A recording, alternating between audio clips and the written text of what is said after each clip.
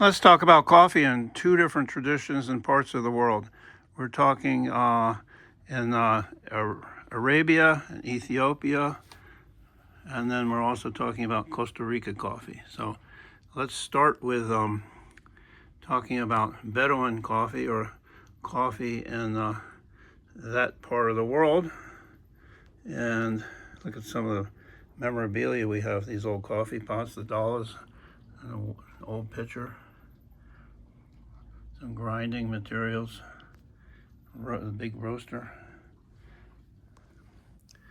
So Bedouin or Arabian coffee is a symbol of desert hospitality deeply rooted in the history of the Arabian Peninsula. Served bitter and heavily spiced with cardamom. Centuries old tradition that includes roasting, grinding, and brewing in front of guests before being shared to seal bonds of trust and friendship. First, the grinding. This would have been, in the old days, the Bedouins would have been wooden. And this is another type of grinder.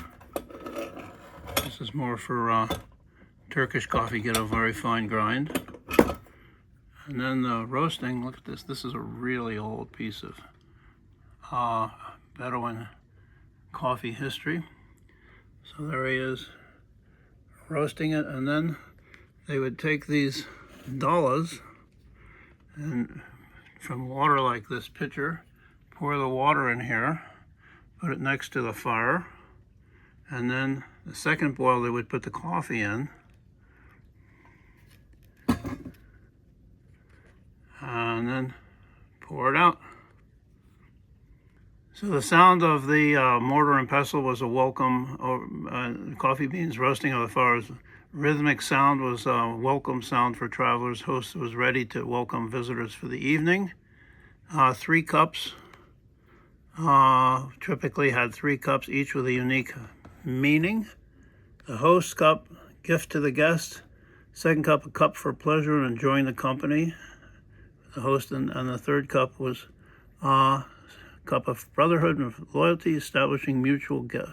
So the first was the host, second was the for the guest, and the third was for mutual benefit. And you can see here's this woman. She's got the cups. These are the traditional Arab or Bedouin coffee cups. Here's this woman in Ethiopia, basically pouring. This is an Ethiopian type coffee pot there. You can see that. And she's got the little tray and the cups. So here's a couple of different styles of coffee pots serving it.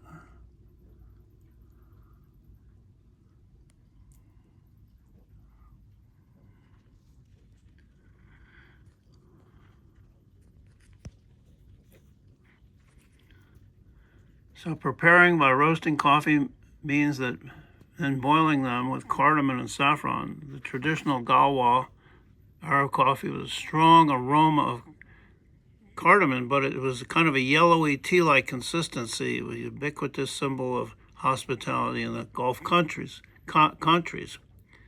Served in those dollar pots that I showed you.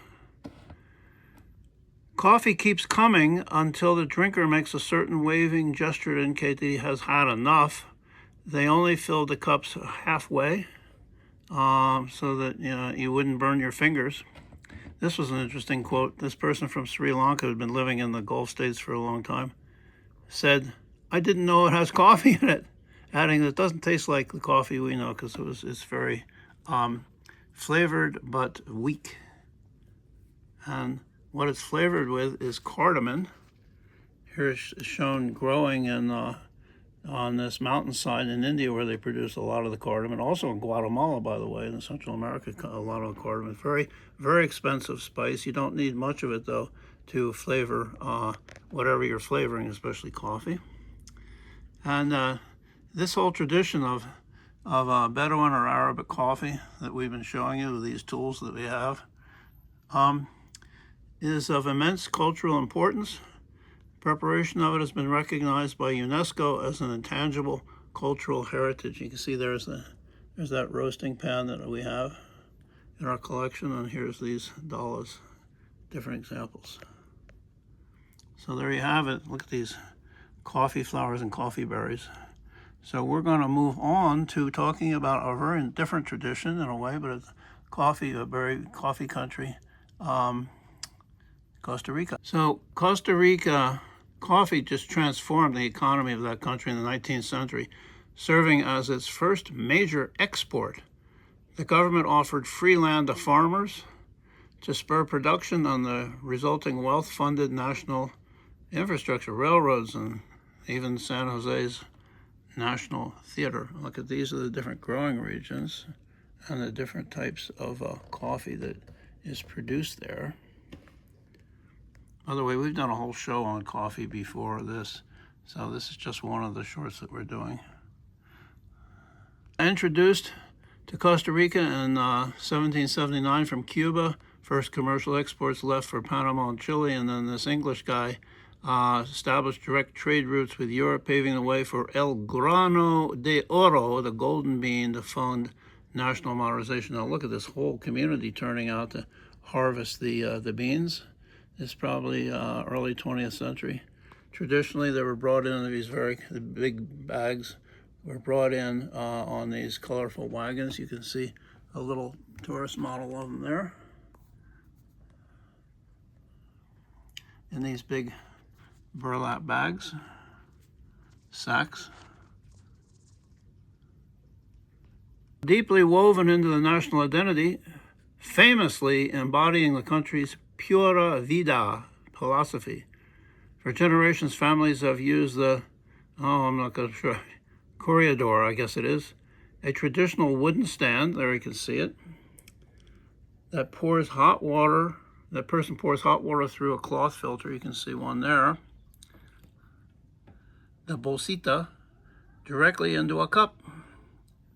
Heritage and culture are also celebrated daily during the Hora del Café, the coffee hour, an afternoon pause to share coffee and baked goods with neighbors and co-workers. And we remember when we were visiting in Costa Rica, lots of these open-air cafeterias, this is exactly how I remember it, with the benches, and you would have your coffee and some pastry.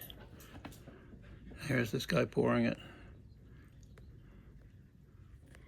So we have a couple of different models here. And so the bag would be in there, a smaller one. Here's a metal stand one.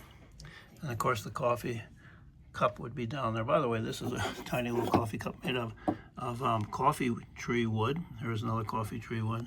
This is a wonderful little souvenir with coffee beans. Here's, by the way, coffee soap.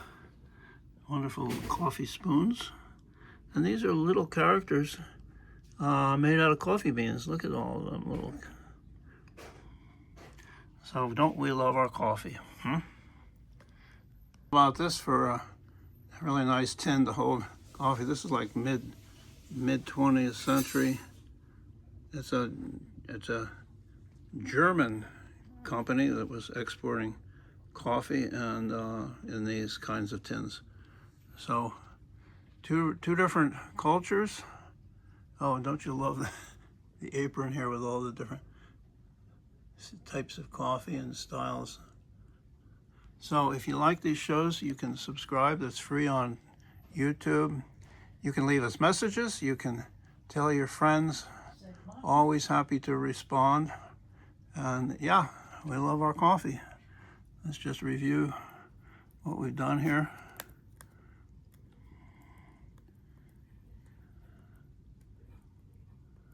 There you go. See you next time.